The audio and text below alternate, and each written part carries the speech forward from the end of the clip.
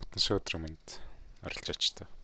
За тэгээд бүтэн сөөдөр бид нар юу хийдэг вэ гэвэл бүтэн сөөдөр бид нар өнгөрсөн 7 хоногт ямар байсан наад дүгнээд эх 7 хоногт ер нь яах юм бэ? Яаж арилж яах юм бэ гэд weekly outlook хийгээд одоо эх 7 хоногоо төлөвлөдөг тийм үү.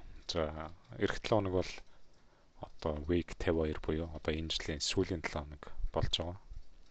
За арилжаач бидрээ явчихсан. Сүүлийн арилжаа их 7 хоног болох нь. За тэрний дараагийн 7 хоног нь 3 өдөр 31 нь 3 дахь өдөр юм билээ. Тэгээд 1-2 өдөр арилжиж болох байх. Тэгээд ерөнхийдөө бол яг officially яг сүүлийн 7 хоног гэж явах. Зэрэг 7 хоног. За тэгвэл жилийн хамгийн сүүлийн 7 хоног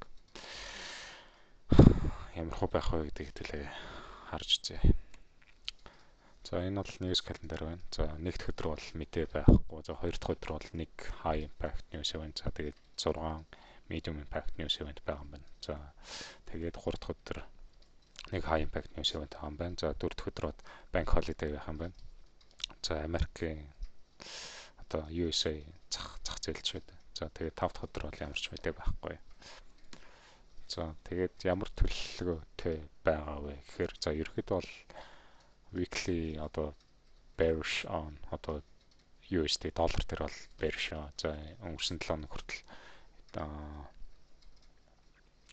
доллар маань өөрөө одоо bearish байсан. За тэгээд нэг дахь өдөр мэдээ байхгүй. Тэгээд хоёр дахь өдөр нэг high impact news тэгээд 6 high impact. За зах зээл бол нэлийн хөдөлгөөнтэй байна гэж таамаглаж байна. За 7 хоногийн хамгийн доод ханш тогтох магадлалтай. Энэ гэхдээ энэ миний арилждаг одоо Nasdaq буюу нэг futures contract дээр хэлж байгаа шүү. За тэгээд ягаад энэ дээр одоо 7 хоногийн хамгийн доод ханш тогтох магадлалтай юм гээд бид нар одоо DXY буюу доллар дээр bearish байгаа бол за бусад маркетууд дээр ер нь бол bullish байх нь зөв тийм үү. За тийм болохоор би Nasdaq-ыг эх 7 хоногт bullish гэж харж байгаа. За эсрэгээрээ DXY bearish гэж харж байгаа тийм үү. За 3 дахь өдөр болохоор нэг high impact news байгаа. Тэгээд дараагийн өдөр нь bank holiday болохоор за ер нь бол хамгийн их volume хийх өдөр бол 3 дахь өдөр болох магадлалтай. За 4 дахь өдөр бол bank holiday нэг trade байхгүй тий. За тэгтээ одоо Asian season-аар буюу нэг Азийн цагаар яг ганц хоёр арилжаа хийж болох юм. Тэгтээ ерөнхийдөө бол би бол арилжаа хийхгүй гэж бодож байна.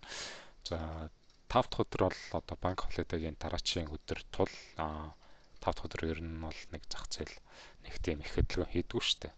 За тэгээд бас мэдээ байхгүй. Тэгтээ банк холидайгийн дараагийн өдөр байгаа тул ер нь бол хөөхөн ганц хоёр хөдөлгөөн орж ирэх боломжтой гэж харж байна. За энэ DXY weekly chart харагдаж байна тий. За weekly chart дээр бид нар бол за өнгөрсөн 7 хоногт бол за одоо жоохон bullish байсан тийм. За тэгтээ ерөнхийдөө бол 3-7 хоног дараалаад хэвлээ юм bearish байсан тийм. За энэ өнгөрсөн 7 хоногийн bullish candle бол зүгээр л одоо тийм retracement гэж бодож байгаа. За ерөнхийдөө тий. Тэгээд энэ bearish одоо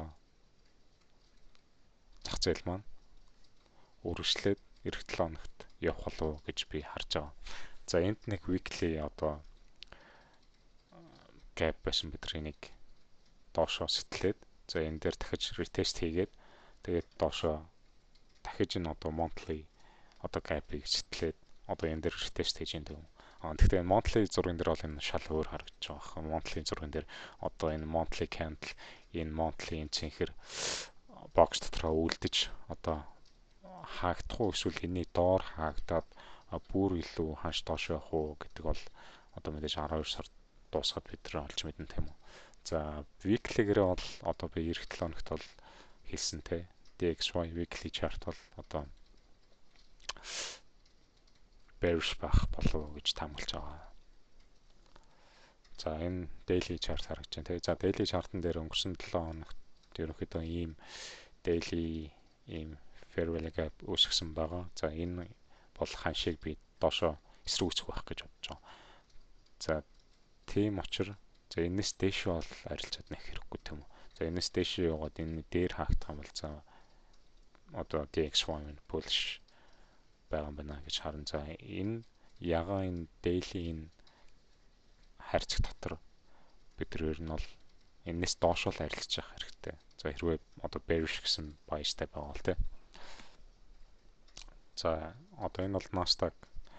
Гэхдээ Nasdaq-ийн micro Nasdaq futures contract харагдаж байна. За энэ дээр бол weekly chart харагдаж байна. За weekly дээр би өнгөрсөн 7 хоногт ер нь бол DXY дээр bullish байсан. Тэгээд эсрэгээрээ бусад маркетууд дээр би bearish байсан тийм үү. За тэгтээ бас энэ 7 хоног ер нь бол bearish байх болов уу гэж Nasdaq дээр таамаглаж байсан боловч эсрэгээрээ bullish байсан. За тэгээд одоо бидний өнгөрсөн 7 хоногийн хаалтыг харж байна те. Тэгээд ер нь бол маш bullish хаагдсан байгаа. Нэлээд дээр ямар нэгэн тийм weak байхгүй.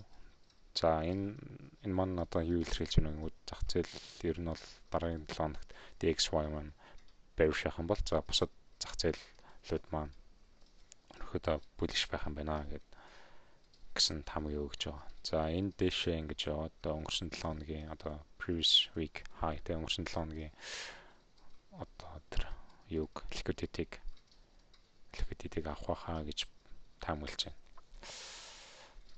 За одоо бид нар энд харагдаж байна одоо previous PWH буюу previous week high нь бол маш цэвэрхэн одоо equal high байгаа. За энэ бол маш их одоо liquidity pool хөрөмтлөгдсөн байгаа. За энэний дээр юу байгаа вэ гэхээр ийм gap байна тийм үү. За тиймээс ерөнхийдөө бол одоо илүү дийлэнх одоо 70-80%-тэй бол одоо энэ bullish одоо таамаглал маань ер нь бол биелэх магадaltaй гэж одоо харж байна. За тэгээд миний одоо сайхны аккаунт status харагдаж байна. Тэгээд ерөөхдөө бол нэг амар твшил гараагүй. Тэгээд юудсан нэмэх $164 хийсэн яваад байгаа. За өнгөрсөн 7 хоногт бол 3 одоо losing day тэ байсан. За 2 дахь өдөр 4 дахь 5 дахь тэгээд за 1 дахь өдөр нэг трейд хийсэн. За $327 хийсэн. За 3 дахь өдөр $310 хийсэн. За 2 дахь өдөр нь 3 арилжаа хийгээд $348 алдсан. За 4 дахь өдөр нь 2 арилжаа хийгээд $511 алдсан. За та нар пост харсан бол би нөгөө яг айгу том алдагдaltaгласэн гэдэг тэр арилжаалын нэс нь айгу сайз томоор ороод за дараагийн арилжаан дээр би сайз багасгах хэрэгтэй байсан боловч адилхан сайзаар ороод ерөнхийдөө энэ том алдагдaltaгласан. За өчигдөр 3 трейд хийсэн. За эхний трейд 2 гэрээ ороод тэгээд тэрэн дээр алдаад дараачих нь 1 гэрээ ороод бас алдаа. Тэгээд сүүлд нь нэг арилжаа хийсэн. За тэр бол break even арилжаа хийсэн. За тэгээд $245 алдсан. Тэгээд